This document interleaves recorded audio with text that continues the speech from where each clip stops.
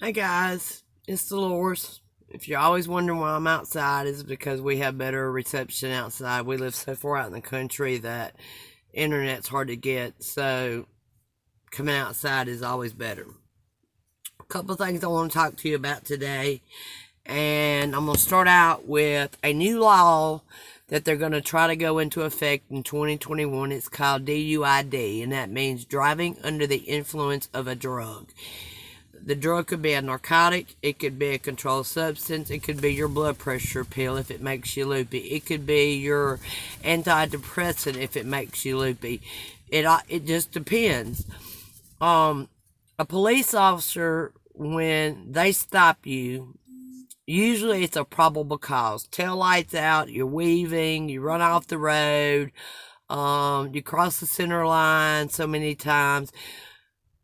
But if you think about this way, the PDMP and law enforcement wants access to that, and if they ever get access to that, then they'll know that we take medications or we have taken medications or we're on medical marijuana.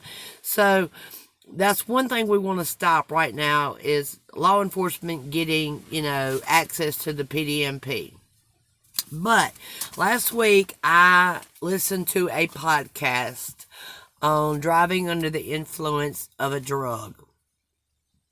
And there was researchers, doctors, addiction treatment, police officers, doctors, and several others that was a part of this podcast. If you didn't get to listen to it, if you did, that's great. You understand what I'm talking about. It started off with a lady from the National Transportation Association. It's also known as the National Transportation Board. And they're over all the highways across the United States. And so what they're trying to do is go to each state to get this law implemented in 2021. The DUID law. They're going to use 5 different ways to get us. They're going to use the judicial system, or they're going to use law enforcement first. They're going to use prosecution. They're going to use judiciary. They're going to use the EMS system and the treatment program system. And yes, I am looking at notes because I do not want to lie to you and I want to tell you the truth. So, Colorado has already started this. Most of the law enforcement officers in Colorado has already been certified, and I'll get into that in a minute. Maryland's Board of Transportation, the MDOT, he has tried this out in his state, and his name is Dr. Tim Kearns, and he has been implementing this in with several agencies in the state.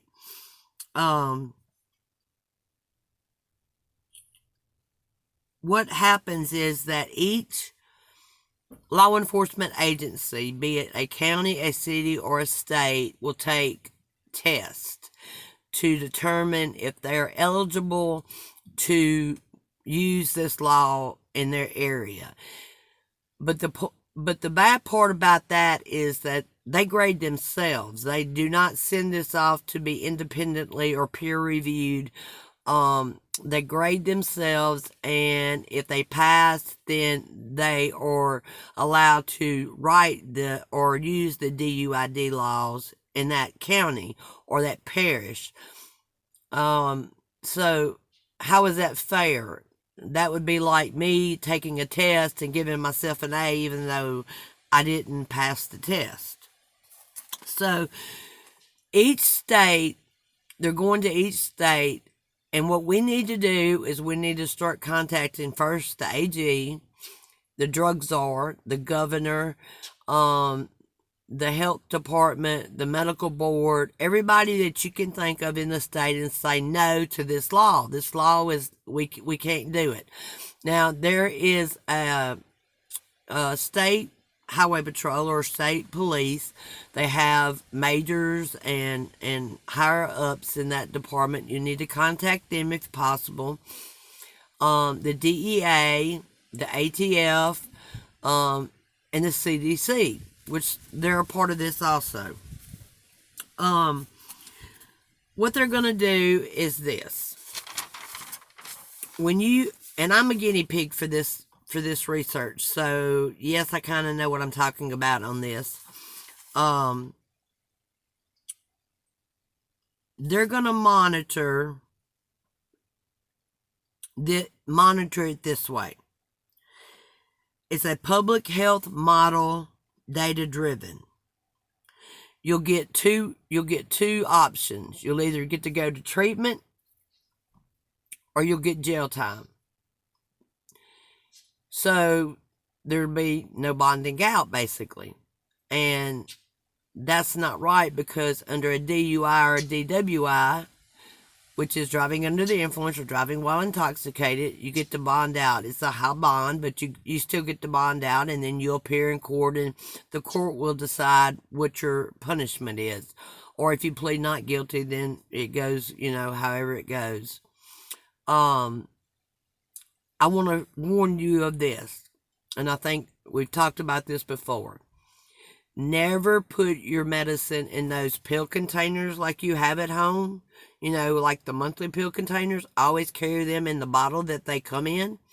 That way, if the police pulls you over, you will not be taken to jail because your medicine is not in the proper container. But okay, let me just take a narcotic. On a narcotic bottle, it says, do not use or a controlled substance. Do not use this do not operate heavy equipment or machinery or drive until you know what this medication does for you. Well, after 20, 30 years, you automatically know what that medication is going to do for you. Now,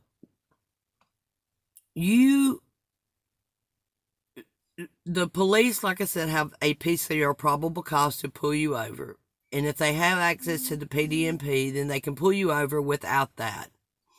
So, what we're gonna do is we're gonna fight this. We're gonna fight this on every level possible. And I know there's groups out there that's doing different things, but we need to come together as a community to fight this. Now, it's a civil rights violation to me, and I'll go back into that again, but I want you to know that even though you pass your breathalyzer 0.00, you pass your field sobriety test, they can still take you to jail. And they'll use the word BAC, which is blood alcohol content. They don't ever say drugs when they're talking to you. You piss in a cup, they put a dipstick in it, and if it comes back and you just say you've been on, pain medication for the last 20 years, it's automatically going to show up. You're automatically under arrest. It doesn't matter, because there is not a level. They do not have a level on how much is too much medication. With a BAC, if you drive a four-wheel vehicle like a truck or a car, unless you have a CDL, it's 0.08. If you have a CDL, you drive an 18-wheeler or a car or a truck or a motorcycle, it's 0.4. If you're under the age of 18, it's different. So it's different levels. But with a narcotic or a controlled substance, or even a depression medicine or anxiety medication or a blood pressure medicine, there is no level. So we've got to either figure out a way to get a level and get the states to do that, or we've got to fight this tooth and nail and say, no, we're not going to have this in our state. Now, treatment programs. If you plead not guilty, the judge is going to say, well, you got 30 days in jail, or you got 30 days in a treatment program, which the county or the city will pay for to start with, and then you have to pay a fine for that time, or you have to work it off or do community service, whichever one, that the judge decides. So this new legislation will go before your legislators and they'll vote on it. So be sure to call every legislator you have in your area, in your state, and say no to this new law. We do not want this new law because the DUI and the DWI actually covers this. The reason this is happening, and this was told in this podcast, is because they're collecting data. And what does data give them? It gives them grants. What does grant give them? It gives them money to the states. Well, they're already getting money from the states from this crisis that's not even an RX crisis. It's an illegal substance crisis. But again, they cannot get anything from a drug dealer, but they can get it from a doctor. So, that's another level we got to fight on. We've got to fight on the insurance level. We've got to fight on the civil rights level. Again, I'm going to go through one more time. Your First Amendment rights being violated by civil, you have a right to speak your own mind. Second, the Fourth Amendment right, you peeing in a cup is really a violation of your civil rights. You really don't have to. They make you, they say, by signing that driver's license, but I think that could be won in court. The next one is your Eighth Amendment right, which is cruel and inhumane treatment. We're all being cruel and inhumanely treated by our doctors because of the CDC guidelines. And then I'm going to jump to the 14th and go back to one. The 14th Amendment says you have the right to life, liberty, and pursuit of property. Well, if you can't drive or you can't pay for it, then you lose your property. Where are you going to be? You're going to be on the damn street.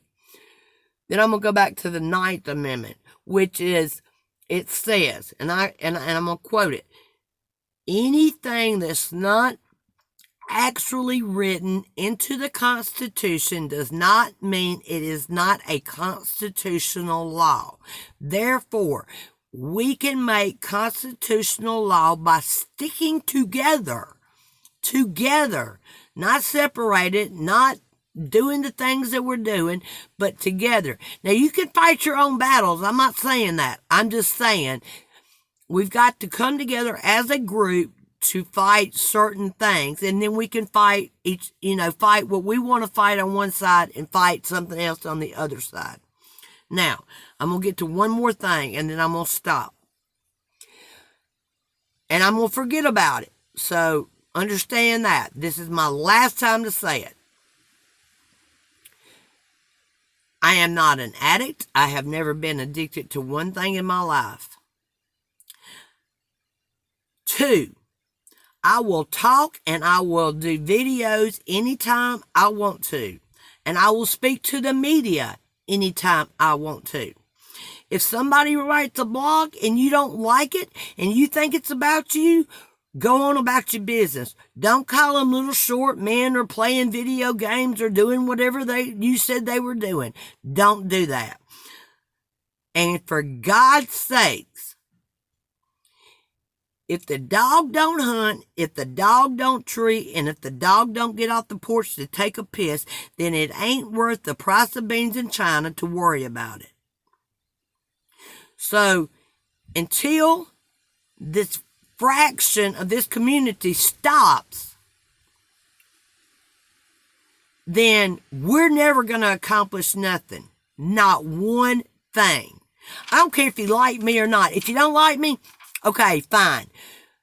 But I'm not going to lie to you. I'm going to advocate for you, even though I don't have to advocate for you. I go to the doctor. I get my autoimmune system treated. I'm doing this because right is right and wrong is wrong. Being told that I was an undercover DEA agent really pissed me off, because if I was an undercover agent, none of you would have medicine. None of you. But I am not. I have been retired for 20 years, and I will stay retired. I don't want no part of that. That's not my life anymore. My life is my family. I am my husband's caretaker. He has progressive Parkinson. He has a torn rotor cuff. He has a broke shoulder. He has bone spurs on his clavicle, or did until yesterday. My mother is 76 years old. She's had eight heart attacks. So I don't give a rat's butt about your little drama ordeals. Got it? Good. Thank you. Have a good day.